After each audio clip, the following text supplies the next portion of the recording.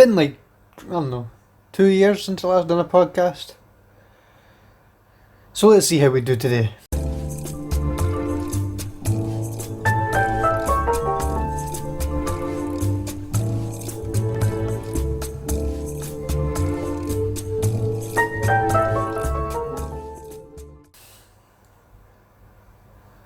A lot has happened in the last 2 years. A lot has happened. There's a lot to talk about. There's a lot that we can talk about. Though I think we can primarily assume that this topic, or this podcast episode, will primarily be talking about past year and how crazy it's actually been. You know, you start off in the garage. It's December the 31st, 2019. 2 minutes to 12. You're about to hit 2020. Boris Johnson's posted his Twitter pic of saying this is going to be a fantastic year for Britain. And then we all know how that went. I don't know. 2020 was it a good year? No, we were stuck in the house for most of it. I was in the middle of a bartender's course before it all kicked off. Obviously, we all knew about the outbreak in China, Wuhan, I believe it was. When we heard about the coronavirus, it's crazy stuff. And then over time, it started to bleed into other countries. Now, initially, I didn't even think it was going to be. I knew it was a big deal, obviously. The coronavirus was a big deal, there's no question. I knew that. And I knew it was a serious issue that had to be solved. When it started bleeding in, I underestimated how much it would bleed into places. So, probably around about the February time, maybe March period. Yeah, it would have been around about that time because I was doing a bartender's course, which was supposed to hopefully set me up to work in a whiskey distillery. Then obviously we were informed that the course was shutting down. Why? Because Boris Johnson was set to announce that the country was going to go into lockdown. I didn't really start to think that we were going to go into lockdown probably until like a week or two before it actually happened. For most of February, I thought we'll get a few cases, but I didn't think it would expand as much as it did. Obviously, I was wrong. And it did expand, like massively, around the entire world. So then lockdown happened, and then you're stuck in the house. You're worried about, your parents working because they could get it, and you don't know what the consequences could be. So, yeah, it's a strange period of time. And it still is. I mean, we're still dealing with it to this day, and it's 2021. It's February. At this moment in time, as I'm recording this, it is the 11th of February, 2021. It's almost been a year since lockdown started in the UK. It's just crazy to think about, in my opinion. It is. I think it just is. What have I been doing during that period? There's not a lot, to do. Played a lot of Fortnite with a few of my friends, as most of you know. If you've been watching my content, you'll know I've done Fortnite content, been playing Fortnite, just been gaming. Then we were let out during the summer for like Eat Out, Help Out. We were let out for a couple of months. A few months actually. I think we were let out from like May to like September or something. Then we were locked up again October?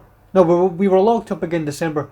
You were allowed to do stuff between October and December, but it was very minimal because we were entering the winter, and that's when it was supposed to get worse again, which it did. So a lot of people were stuck home for the Christmas. It's a shame. It is a shame. But hopefully, not long till we can get back to some form of normality. I don't think we're going to go back to full normality anytime soon. That's not going to happen. You've got the vaccines coming out, but yeah, that's not going to change anything.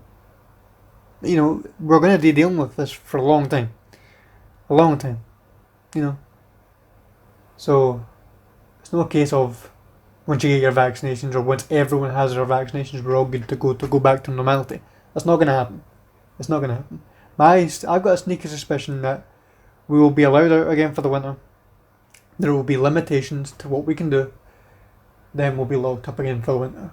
That's my guess as to what will happen this year. I think 2021 will be a repeat of last year, and then we might see some form of positive change in 2022.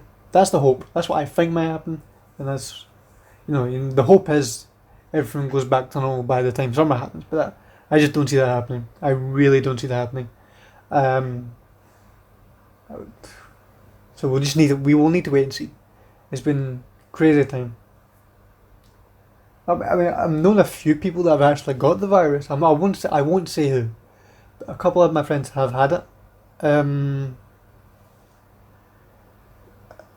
Apparently, it's no. Well, obviously, we know ourselves. It's not good at all. But scary times, especially when you know people. Like, as I said, a couple of my friends had it. And, you know, it's a worry. It's obviously a worry. You know, you hope they get through it, and luckily they did. I'm very happy they did. Because I was worried, I wouldn't lie. Um, so, still ongoing, obviously. Ongoing to today. We'll see what happens.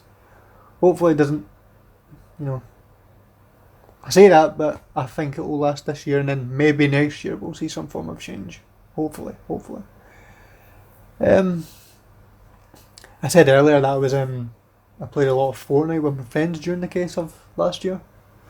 Playing Fortnite's fun. I mean, I used to be one of those people that, you know, I used to slate that game for like the first 2 years when it came out. Like 2017, 2018, and through most of 2019, I slated that game. I was like, why? What's the obsession? But I think the reason for me slating it at the time, I wasn't very big into battle royales in general. I just didn't play them. I wasn't a fan. I didn't like the concept at the time. I just didn't care for them. I really didn't like them. I didn't enjoy them, and so I slated Fortnite. So it wasn't just Fortnite I was slating. That was just, and I think I would argue it still is the most popular one today. Even though you've got things like Warzone and that now. Warzone's cool. I play Warzone from time to time. Is it the better battle royale game? No, and not in my opinion. It isn't. Um, but you know, your opinion is your opinion. You know, you play what you want to play. But I think, you know, Fortnite's the most popular, the most known. I think that's pretty much a known fact, and I'm pretty sure that Fortnite recently is now or surpassed a certain amount of hours, where it has now become the most played game in the entire world. I think, or it has the most played time on it. Something to do with that. I cannot remember, but it made some form of achievement last year regarding that. I'm sure. Obviously, lockdown would have probably helped that, given that people were stuck home and that. So yeah, I slated Battle Royales Fortnite for probably the best part of 2 to 3 years almost, and then I didn't start playing it until because I was aware that there was a Star Wars event happening, which was to promote the Rise of Skywalker. So I played it briefly. There's footage on my channel from that time. I played it briefly, and just for the Star Wars event, and I enjoyed it. I remember saying, I'm actually enjoying this, and so I played it for the entire event, the Star Wars event. I didn't think that I would play it as much as I did. Then I actually went and bought the Chapter 2 Season 1 Battle Pass, because it was Chapter 2 had started by this point. And the only reason I bought the Battle Pass was because there was a skin on the Battle Pass that you could only get via having the Battle Pass, because obviously you get exclusive content via Battle Passes. As most of you know, that skin is Serana, the skin that I use. You know, the face of the channel and sort of stuff. That's my main skin. That's my main Fortnite skin. Uh, and then I thought, well, you know, I've got the battle pass. I might as well complete it. I might as well get to rank 100. So I played Fortnite, and you know, I for the probably the best part of a month, I no, you know what, mate, I think I'm over exaggerating that. For maybe about 2 weeks or something like that, after the Star Wars event happened, I primarily played Team Rumble, which is it's essentially a team deathmatch. That's all it is. Um, because I still wasn't a fan of the building. I wasn't a fan of the battle royale mode. I just, you know, I enjoyed it at that time. I was getting into it, but I wasn't confident enough to play the main battle royale modes. So I played Team Rumble for probably the first 2 weeks. Then I slowly started to bleed into playing battle royale properly, and I got to by the time that chapter two, season one had ended, I'm 110% confident, but I could be wrong, that I got to rank 300. Because I was then properly getting into Fortnite. I was bashing it every day, all day. I was really into it. And yeah, I've got to. If I didn't get to rank 300, I certainly got close. I remember getting past rank 250. But yeah, then I went, and then we started to been playing it ever since. So chapter one, I never played chapter one. I played it a bit. I didn't like the map. A lot of people get surprised when I say that. I'm like, I prefer the chapter two map. But I can see the attraction of the chapter one map. But I do think chapter two is the superior map. It's just my opinion. But that's what I think. Then we go into chapter two, season two, which has happened to be to this day, it's my favourite season. It was the spy-esque like update with the agency, the grotto, the yacht, the rig. The rig was better before it got blown up, in my opinion. Then the rig became the flotilla in season 3. And season 3 was actually a good season as well. I slated season 3 for a long time. I over exaggerate what I said. I probably slated it for like the first week or two. I wasn't the biggest fan of the whole flood theme. The sharks were cool, but then probably after like the first 2 weeks, I've started to really enjoy season 3. I think season 3, I would probably say that season 3 is my second favourite season. I really enjoyed it. Now looking back on it, there's a lot of fond memories with season 3. And then we got season 4, which was fun. You can't deny that Marvel's cool and all, but my god, it went on for a long time. And you could make the argument with season 2. Season 2 went on for months, and I can understand that. Season 2 was an original based season, which had real cool points of interest, an amazing battle pass. Season 2 my favourite, but the season 2 battle pass was amazing. Season 1 was great because you got Serana, my favourite skin. But season 2 battle pass was fantastic. Season 3 battle pass was, it was alright. You got a few good skins. Season 4 was cool because you got Marvel skins, so you can't deny those. The season 4 went on for too long. Again, you could make the argument with season 2, but that was an original season with cool POIs. If you're a Marvel fan, like a proper full-on Marvel fan, I enjoy Marvel. I enjoy the films. I enjoy the Netflix series. I enjoy the Avengers game. This just irritated me. You had these superpowers which were getting in the way, and it was fun season. It was a fun season, but I would probably say it's my least favourite season. And I know a lot of people could be surprised by that because it's Marvel. But I would say that, it really annoyed me. But it was a fun season. It was fun, but my god, it was a pain in the arse. Then we're on to season 5, which is what we're on at the moment. Season 5 is a solid season. I think, actually, here's my opinion. I think season 5 is a solid, good, fun season. But I do not like the battle pass. I really dislike the battle pass. I think the only good things that you get out of this battle pass are the Mandalorian, the Baby Yoda backbling, the Predator and his stuff, and the V-Bucks. That's it. I hate most of the stuff that you get in this Battle Pass. I don't hate. I don't like a lot of what's in this Battle Pass. You know, Mandalorian, Baby Yoda, Predator, the V-Bucks.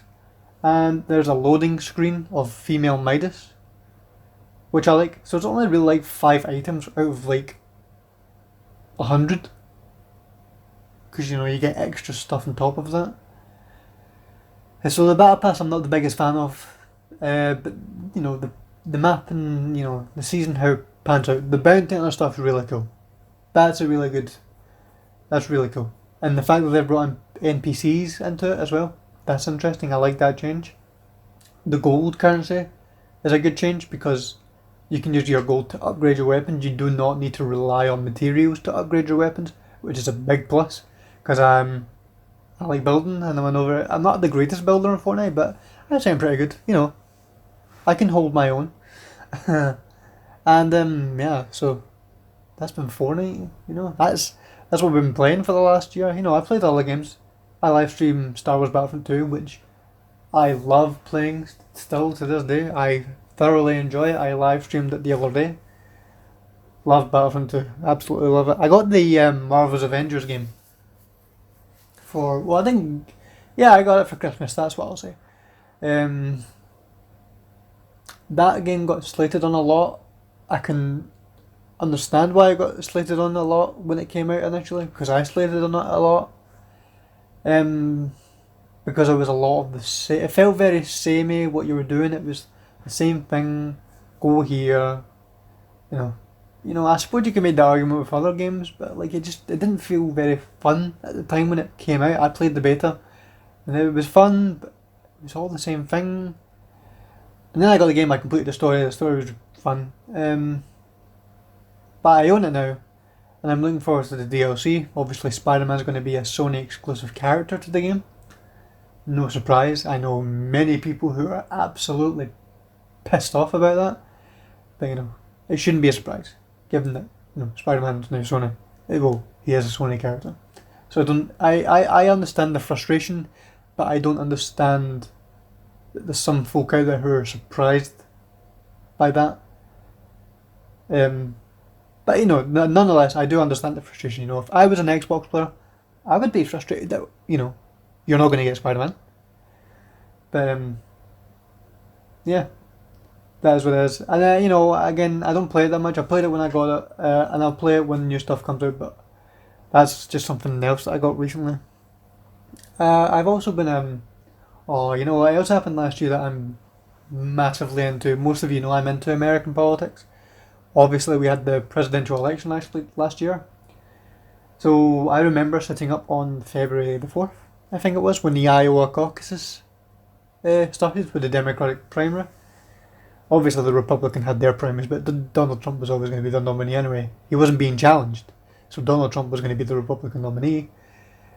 It was the Democratic side, which is the most interesting side, and the side that I support.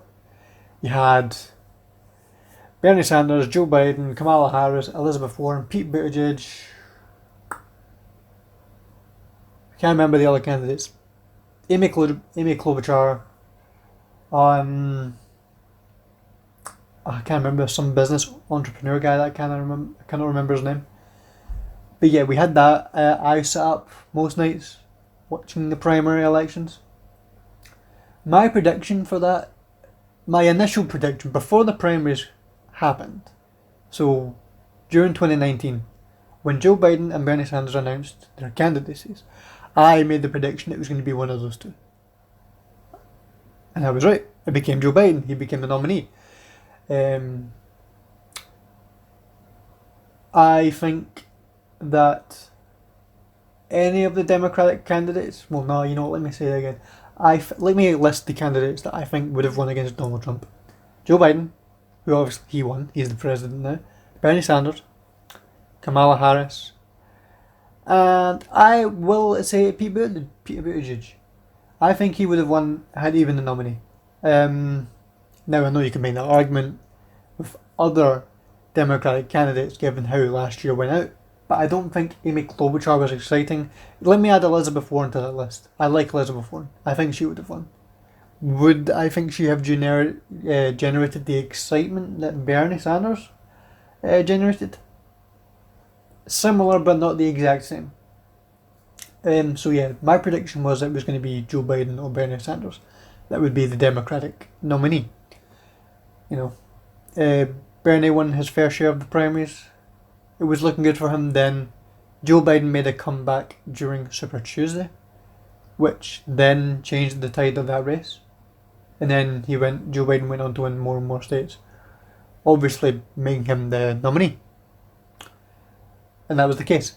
Then it got into another interesting point. Who was Joe Biden going to pick as his vice president?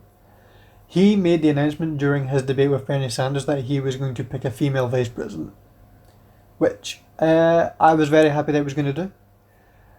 I think we're long overdue a female president of the United States. Obviously, Hillary Clinton was hoping to be the first, but unfortunately, it didn't pan out well for her. So Joe Biden, he began a search for a VP. Now let me. I'm a progressive, so I would have picked Bernie Sanders as my VP, but given the fact that he wanted to pick a female vice president, I would have picked Elizabeth Warren. I didn't think he would pick Elizabeth Warren.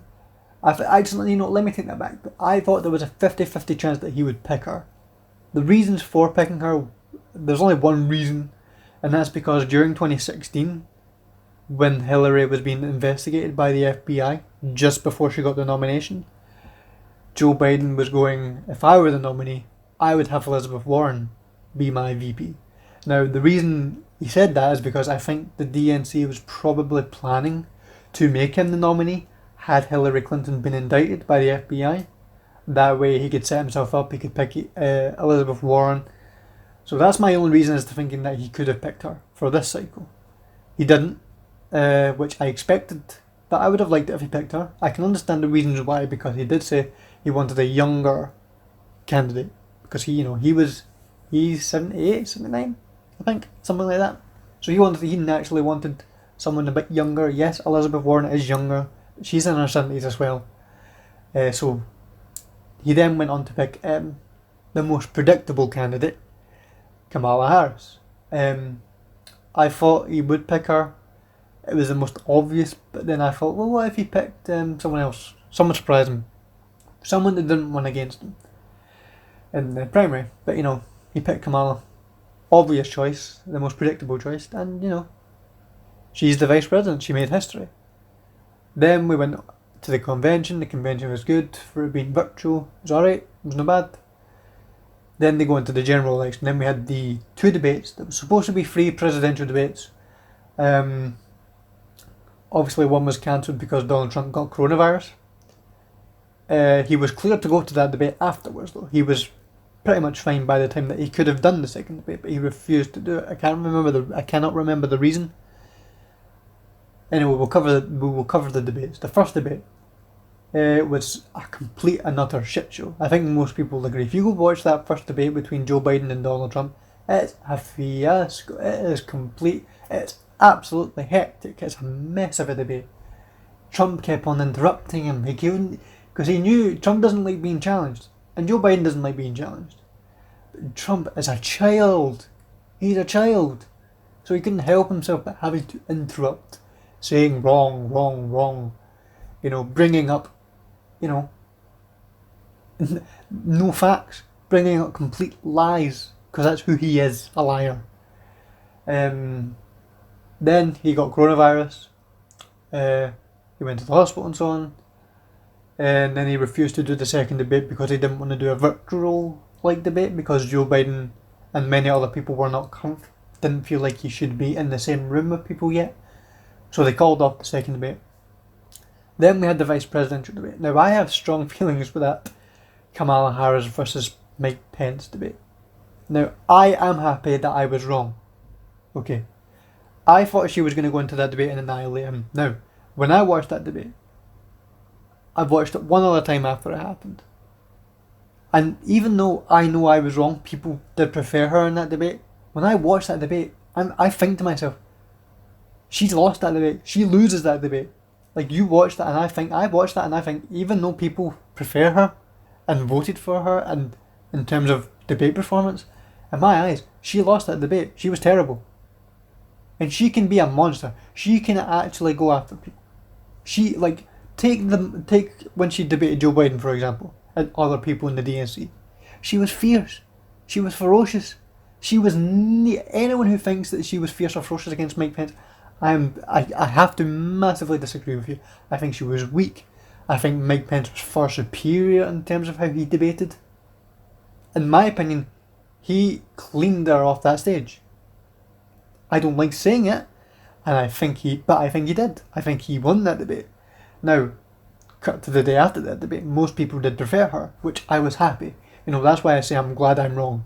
You know, I'm glad I'm wrong that people, you know, actually do prefer, because I prefer Kamala Harris. Obviously, I wanted her to win.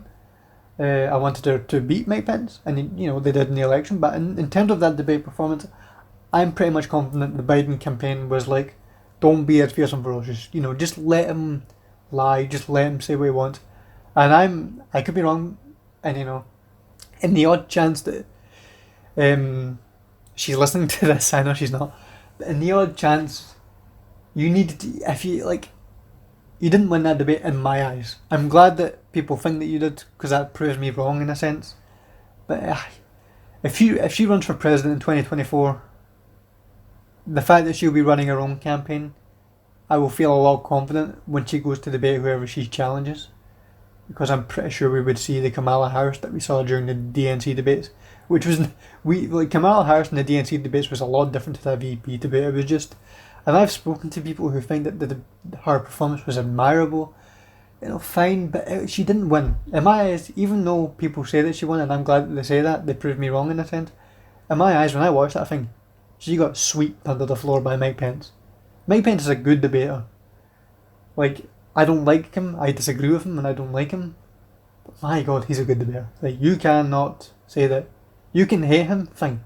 But if you say that he's not a good debater, like, you're wrong, because he put her under, he put Tim Kaine under the floor in 2016, and he put her under the floor in 2020. She done a better job than Tim Kaine, but I still think Mike Pence won that debate. Moving on to the first presidential debate, we got a more 2012 Biden-esque performance. That third and final presidential debate was great for Joe Biden. He pretty much came prepared, and he demolished Trump. He didn't demolish Trump like he did Paul Ryan in 2012 in his VP debate, which is my favourite debate ever. It's a brilliant debate. If you've not seen that debate, go watch Joe Biden versus Paul Ryan. Excellent debate. Joe Biden hammered Paul Ryan.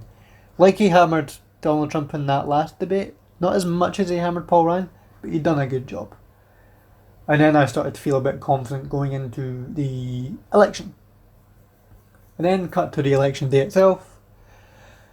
Going into that election, I and most people were convinced that Biden was going to win. You know, I was just confident in it, and he did. Did he win in the way I thought he was going to win? No. That election was unbelievably close. Too close for comfort. I thought he was going to go in and win. I thought he was going to get maybe near 400 electoral votes. He didn't. He got 306, which is a victory. Now did he underperform? Yes. The polls were saying that he was looking like he was going to get a 40 state lead or something. I was wrong. You know, the polls were wrong. Trump proved the pollsters wrong again, but he still lost the election. Fair and square. If he's listened to this, you lost the election. Fair and square. You are wrong. But yeah, that election was too close for comfort, but Joe did get the lead. Yeah, I know a lot of people, I've spoken to a lot of people and they're like, was it too, wasn't it, are you sure it was that close? No, it was quite close, like, less than 10,000 votes in some states that he won. Whoa, though he's lucky, you know. Those are the equivalent of when Hillary lost to Trump in 2016. A lot of people make it out like oh my god, Trump won in 2016. That's crazy. He won. But some people make it out like he won by a lot when he really didn't. Trump won by the same amount Joe Biden, or similar amount that Joe Biden won this election. It was no landslide. It was terrifyingly close. But Joe did manage to get the lead. Was there any meddling in the election as Trump's claims? No. The election was won fair and square. And I've spoken to proper conservatives, like Republicans, who complain and believe that. And then when they complain at us because they believe that we complained so much about it when Hillary lost. But if you're a Republican and you're a Donald Trump supporter, go back to 2016. We accepted the fact that Donald won in 2016. We gave him a shot. He was a terrible president. We never once tried to prevent him from entering the Oval Office. Not once. You didn't see us saying to Joe Biden, "Oh, when you're certifying the election, make sure Hillary wins." He didn't do that. In fact, he went on the record during that very day saying, "It's over. Trump has won. This is it. We have to give this guy an even shot." Obama, Hillary, Biden, they all said, "We're going to give this." Nancy Pelosi, "We're all going to give this guy an even shot." And he screwed it for himself. He broke the law, which, yes, he deserved both impeachments. The first impeachment with the Ukraine phone call, he deserved the impeachment. It wasn't a witch hunt. The Robert Mueller investigation was valid. You do not have the right to fire the FBI director when he is investigating you in terms of Russian interference or your connections to Russia. You do not do it. Trump had no... Yes, he can do it legally, but he had no right to do it during an investigation into his own campaign. He's an idiot. If you're a Trump supporter and think that's valid, you're an idiot. I'm sorry to say, but you're foolish to think that. If you were a candidate for president and there were suspicions that you had connections to Russia, if you fired someone that was looking into you, that looks strangely suspicious. And if you think that that's valid, if you think doing that is valid, you don't know politics and you don't know democracy. I know I'm very passionate about that, but it's true. He fired Comey unnecessarily, which led to him being investigated further in the Mueller investigation, which was valid. Yes, not much came out of it, but I mean, it was still bad. I would consider him to be removed from office. Then the Ukraine phone call happened, which then led to his first impeachment trial. Was perfectly deserved, no witch hunt. And then, he was acquitted. Fine, that was expected. The Republicans controlled the Senate, and you need 2/3 of a majority to convict a president anyway. So it was unlikely that he was going to get convicted. But he got impeached. He's an idiot. Then, flash forward to after he lost the 2020 election, to the insurrection on January 6th. This is what baffles me. Trump supporters still go out for this guy. And this is crazy. That Capitol insurrection day we'd never seen anything like it in this day and age. There's a lot of people out there who agree with, there's people out there who will watch that and be like, that's completely unnecessary. It was what the hell was going on? But there's some people out there that I know who don't realise what was actually happening. They weren't there because they were angry at the fact that they were there because Trump lost. They were not happy. But a lot of people are surprised when I say this. They wanted to go there and kill Mike Pence. And there was a noose outside the Capitol building for him. There were people inside the Capitol yelling, "Hang Mike Pence. Find the Vice President. Kill him." Why? Why did they want to kill him? They wanted to kill him because he refused to overturn the results. Which he wasn't... He can't even do that. People think that the Vice President, because when they certify the election results, they can overturn the results. There's legally nothing they can do to do that. They can't do it. Literally, the Vice President's only job to certify the election is to open the certificates. That's his only job. He can't overturn the elections. He can't open that and be like, "This says Joe Biden, but I'm saying Donald Trump." He can't do that. He has no right. There's no way he can do that. And if you're a Trump supporter and you're listening to this and you disagree with that, you can disagree with that, but you're in the wrong.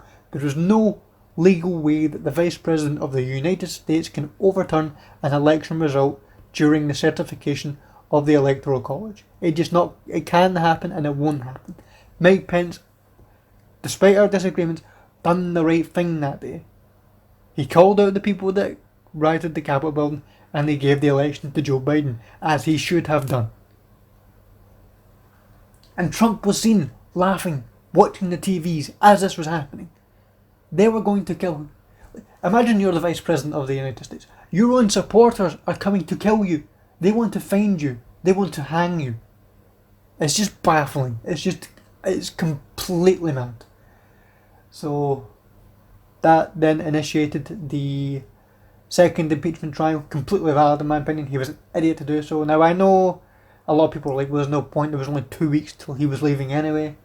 But yeah, if he gets convicted, he can't run again. He cannot run for president or any office if he gets convicted by the Senate, which is unlikely to happen. I would hope that it does happen. I think there's some Republicans that will surprise us, but we'll see.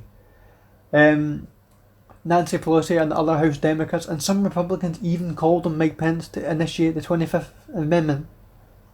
He refused to do it. Why did he refuse to do it? Because he's seeking a potential run in 2024 if necessary, or even 2028. And when he does run, if he runs, he can say to the Trump supporters, I was with you guys the whole time. I never turned on Trump. You know, him accepting the VP offer back in 2016 was very bold. No vice president had ever had more likelihood of a chance of becoming president than Mike Pence. So yeah, that's just madness of what happened in terms of America. Just crazy. Just absolutely crazy. This morning I was looking at on Twitter because I'm a PlayStation user and I'm hoping to get a PlayStation 5. This morning I was on the game website because they got a stock in and they have a queue. I was in there for an hour. Well, I wasn't in there for an hour, I was in there for like half an hour. It said I was going to wait an hour and then it went down to 1 minute and I got really excited.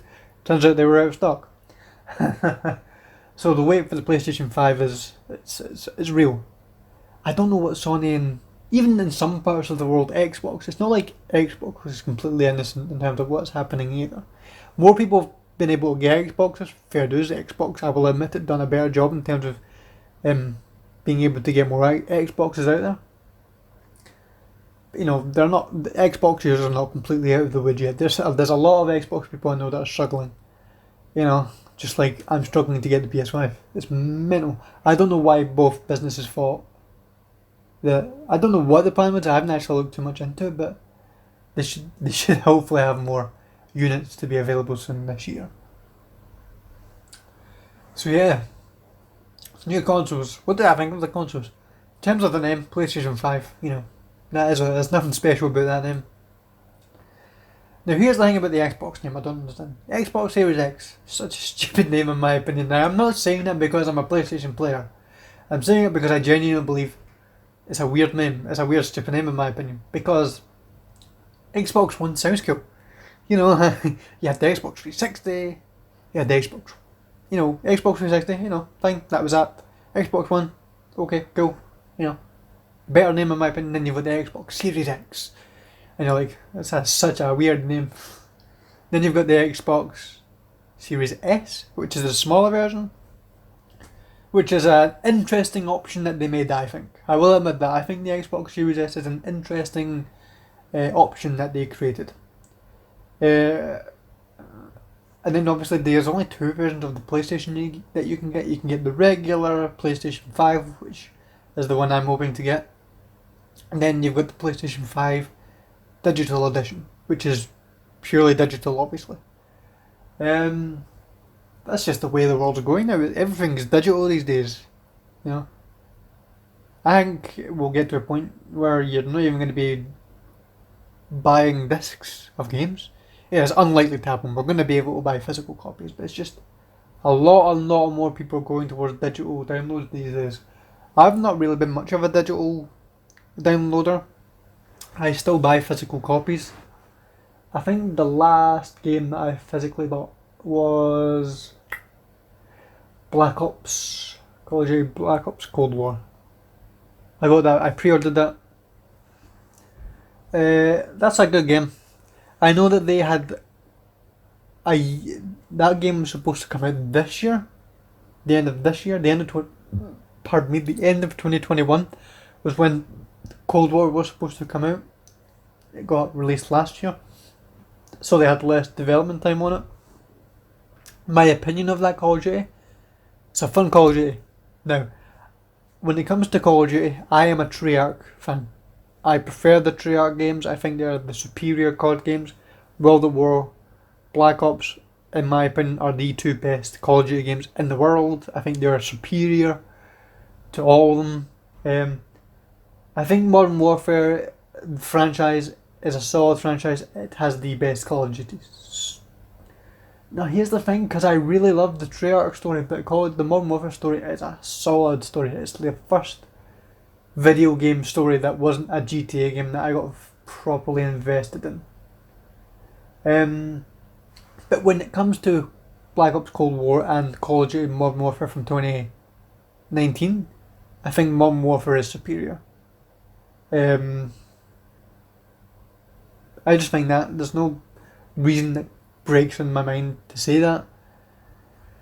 Obviously, you've got zombies in Call of Duty Black Ops Cold War. Firebase Z just came out recently. I've only played it a few games. It's enjoyable. I'll need to play it a bit more to see what my full opinion is. So we'll see what happens regarding that. But yeah, I think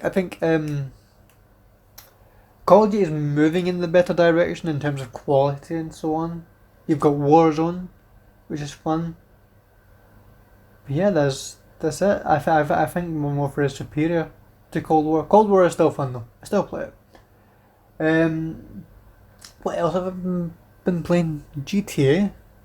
You know, I'm still a frequent player of the GTA. GTA Online, still a solid experience. You cannot go wrong with GTA Online. I'm going to make a video on this some point in the future, and it's regarding GTA 6. So, get ready for a discussion regarding GTA 6. So, if you are one of those people who go on Twitter and be like, GTA 6 now, hurry up with GTA 6, and are trying to rush Rockstar, you're not going to like what I have to say. So, here's the thing. I love the Grand Theft Auto franchise. In my opinion, it is one of the greatest franchises to ever be created. Let's just face facts.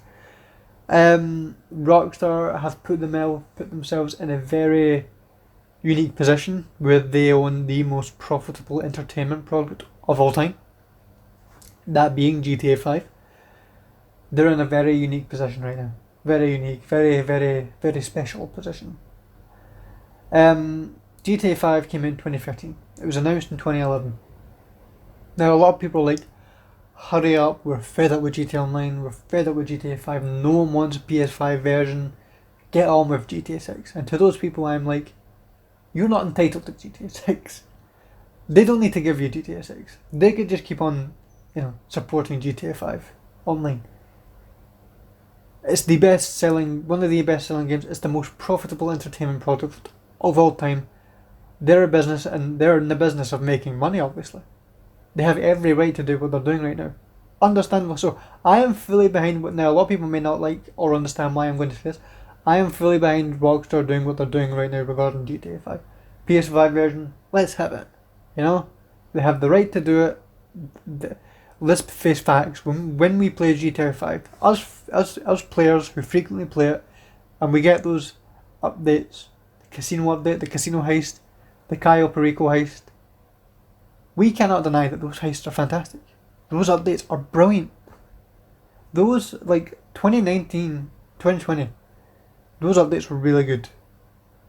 They were amazing, in fact. Some of the best. And we still are like, where's GTA 6? Give us GTA 6.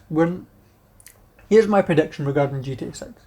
Now, I don't know insiders. I know zero information regarding what's happening with it, other than we all know that it's being made. It's obvious, So it's happening with it. My opinion is, don't expect to hear anything about it this year. A lot of people are going to be like, why?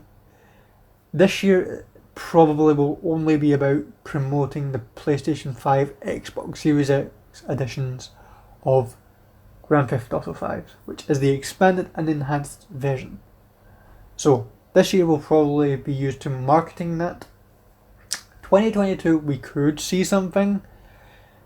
I wouldn't expect to see something in 2022, but the possibility is there. However, probably won't hear anything this year, as I said. Don't expect to hear anything in 2022.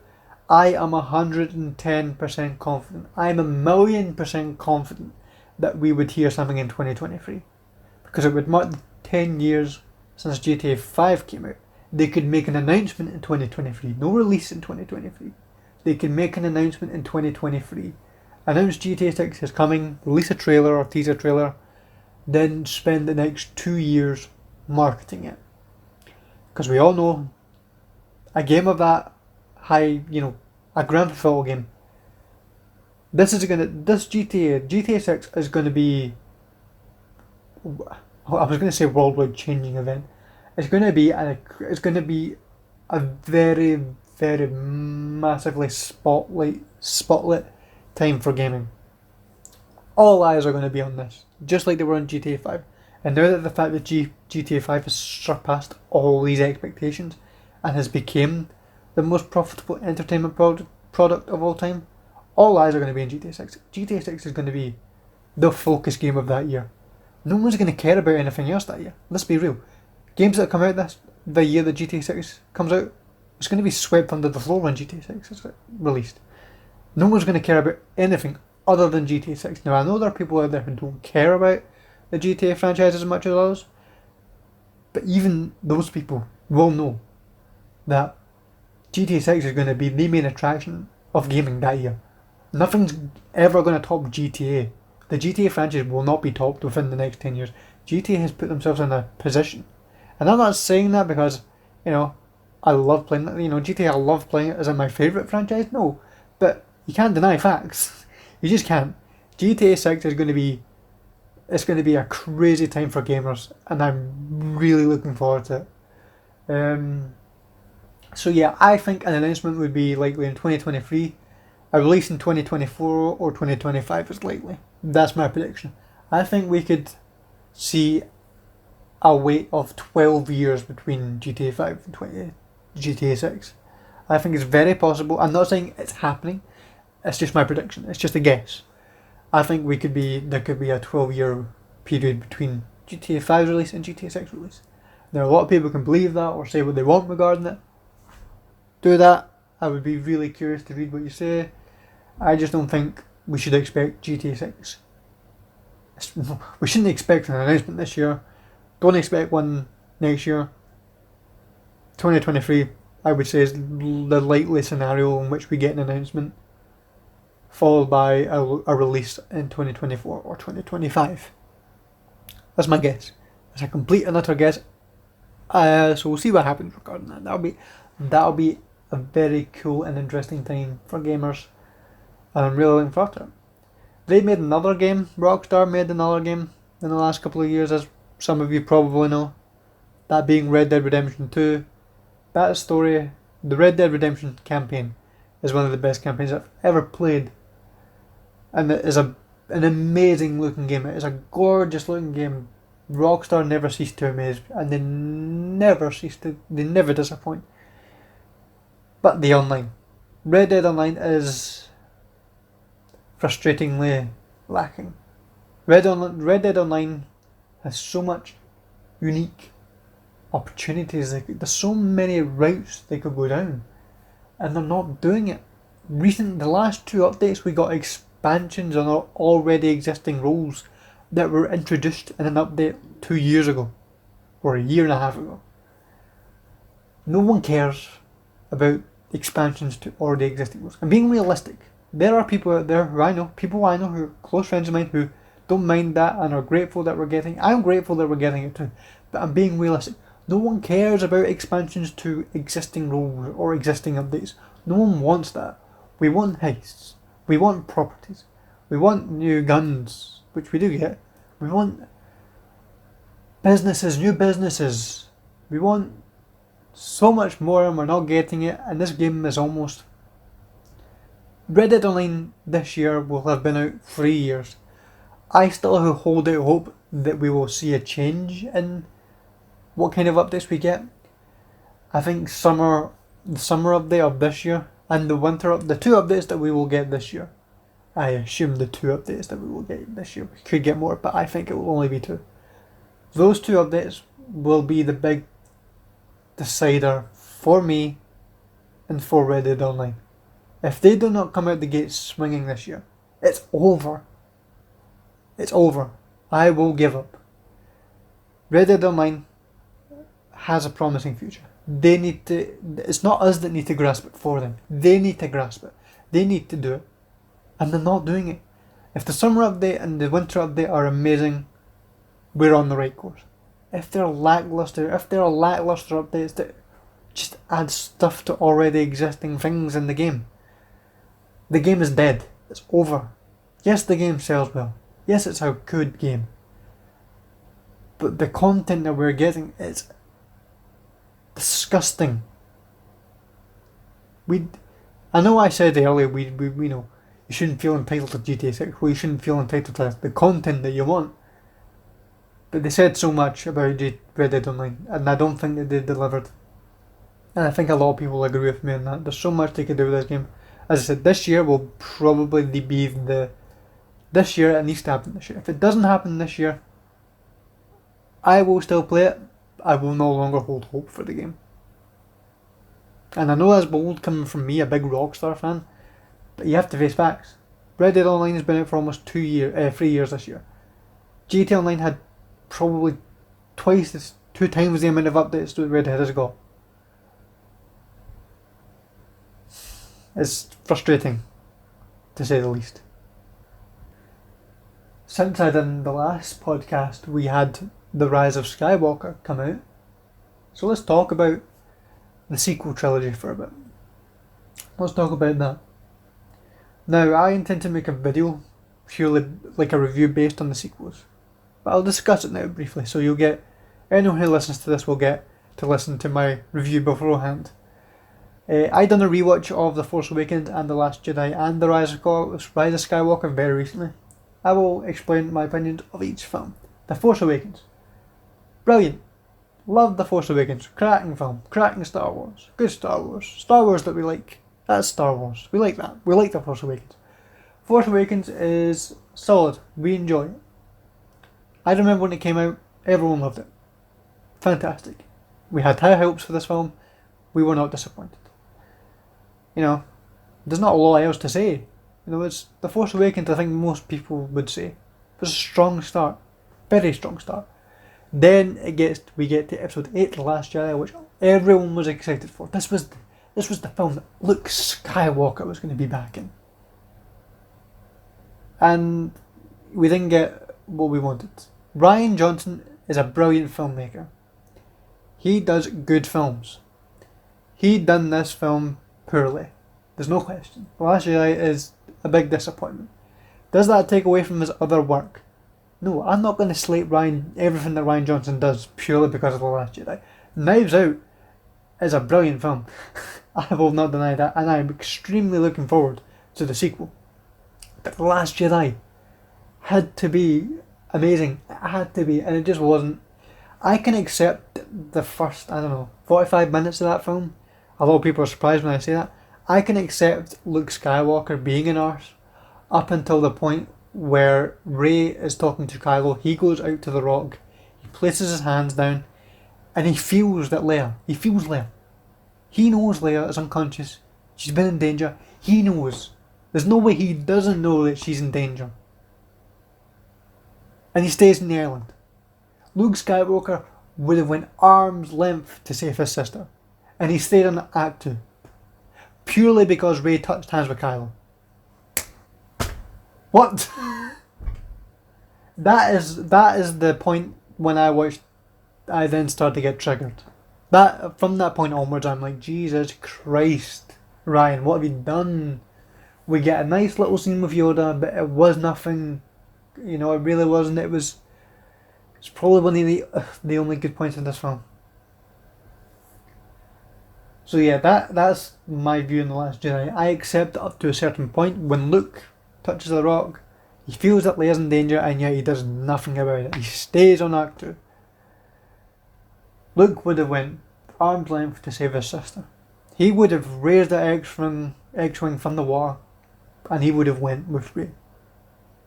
He would have went, there's no question. Absolutely no question. Luke Skywalker would not have stayed there. No way. Then, after that we have the battle on Crate. We have the whole thing with Hondo, which was confusing, but okay, that is what it is. Then you have the Battle of Crate, as I said. That was a okay battle, it wasn't bad. Then Luke supposedly comes back to fight Kylo. Turns out he's not really there, he's just a force projection. And then he sacrifices himself so that the Resistance can get away, distract Kylo Ren, and then Luke dies. I went into this film betting that he wouldn't die. I honestly thought, no, they wouldn't kill off Luke. Not in this film anyway. Maybe in episode 9, but not in this one. Surely not. And they only went and done it. And then, yeah. So, Last Jedi is what it is. Then we get The Rise of Skywalker, which a lot of people were sighing at because of The Last Jedi. We're like, do we really want to see this? Then, they announced the Emperor at Star Wars Celebration. He was going to come back. He made his reveal. Now I will come clean. I did not care, nor did I want the Emperor to return in episode 9. And a lot of people, to this day, are like, why? Why wouldn't you want him back? And I'm like, and I will say why. I will tell you why. In my mind, the Emperor's dead. And yes, he's dead. He's a clone in The Rise of Skywalker, fine. But he didn't need to come back. Do you know what I call him? In that film, purely in The Rise of Skywalker, I call him Darth. Did we really have to do this? They did not have to go the route of bringing him back. Yes, I get that it makes sense because he was the big villain and all that, so bring him back to fight Kylo and Rey. It didn't need to happen. You had Snoke. I don't care if you had to pull the string of pretending that he wasn't really dead. Yeah, Kylo switched him in half, but pull some sort of string to be like, oh, he's not really dead. He was a force projection, but he didn't die. Or something, I don't know. They had something promising with Snoke, then they just ruined it. And then they had to bring back the Emperor lastminute.com. And Disney will be like, oh, it was always in the plans to bring back the Emperor. No, it wasn't. Daisy Ridley confirmed that you had no idea what you wanted to do with her character in terms of her heritage. You had no clue. And Ian McDiarmid did an interview probably a year before The Rise of Skywalker came out. I think he done an interview. When did he do the interview? He done it during the time that they were filming. So he wasn't even informed when they were making this trilogy. He was informed as they were planning The Rise of Skywalker. Yes, he was excited. It was good to see Ian McDiarmid in the film. He never fails to disappoint on screen. He was cool as the Emperor in this film. There's no denying that. He was cool in the scenes that he appeared in. He was creepy. He was cool. He was villainous. He was the Emperor. But he wasn't necessary for this trilogy. Yes, have him in a cameo appearance or something. He did not need to be the main baddie. Bring back Snoke. You should have brought back Snoke in some sort of small way. And I know a lot of people were like, how could they have brought him back? He got sliced in half. It's Star Wars. It's Star Wars. You could have done something. The fans would have sighed and been like, oh really, that's how he survived? But I think it would have been more welcome to understand more about Snoke. The Rise of Skywalker. The last of the Skywalker story. Was it better than The Last Jedi? Yes. Is it still a mess of a film? Yes. There's no planning in this trilogy. That much is obvious. There was no plan. I know a lot of people said they should have went with George Lucas's plan, would it have been better? Probably. J.J. Abrams supposedly wrote something as a help for episode 8 and apparently it was ignored. That could have helped. So much that they could have done and they just didn't do it. The thing that I liked about the sequel trilogy as a whole, I liked the cast. Daisy Ridley, Adam Driver. I like Finn, but John Boyega was robbed. Completely robbed. He's done a few interviews and I agree with him. He was robbed. Did he have to be the main Jedi that Rey was? Not necessarily. Rey was the main, sort of focus for the story. But Finn, it's clearly he has the Force now. And they've done nothing with it. There was only the hint that, he fought with a lightsaber in The Force Awakens, which was cool. Last Jedi, he went to Canto Bight and done all that stuff. And then in The Rise of Skywalker, he's hinted at having the Force, but didn't really do much either. They should have hinted at him having the Force during his fight with Kylo but he still gets beaten. He could have expanded upon that whilst Rey was with Luke. You know, Leia could have helped Finn whilst Luke was helping Rey. You know, I mean, Leia could have helped. Did I say that? Leia could have helped Finn while Luke was helping Rey, and in episode 9, they could have been together. You know, not been together, but they could have fought together. You know, or something like that. I'm not saying Finn needed a lightsaber and go all out, but he could have been a big, a more of a help, more of a. John Boyega was just robbed. He was straight up robbed, and it's a shame, because I really like John Boyega. He's a solid, funny guy, and he got robbed of a really cool role that could have been so much more, and it's a shame. What's the best part of the sequel trilogy in my opinion? Kylo Ren. There's a lot of people that share the same opinion. If there's one thing that Disney did get right in my opinion, it's Kylo Ren. Adam Driver done a terrific job. I love the Kylo Ren character. He's my favourite sequel character. But he died unnecessarily in my opinion. Now, did I expect him to die? Yes. Did I expect him to die in the way that he did die? No. Had I been writing the film the way that JJ did, I wouldn't have killed him off. I think his death was unnecessary. Yes, he saved the life of Rey, but did he have to give his entire life essence to save it? I get the message that it sends. I get it. But he could have lived and been happily ever after with Rey. But it is what it is. I disagree with that, but it is what it is. James Bond. I am so excited for James Bond. I am so excited for No Time to Die. I cannot tell you how excited I am for that film. I won't talk about it much. I'll save that for another James Bond talk, but I'm looking forward to it. I've been recording this podcast for over an hour now. I will leave it there. Thank you all for listening. I will do more of these throughout the year.